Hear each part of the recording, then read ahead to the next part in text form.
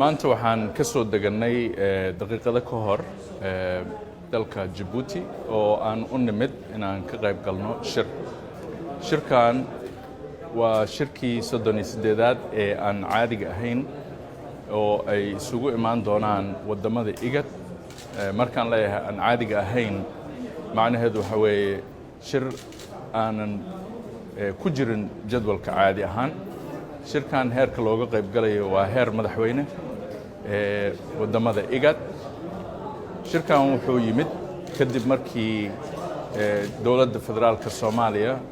ay u qortay warqad ashkata ah gudoomiyaha ururka IGAD oo ah ra'iisul wasaaraha dalka Suudaan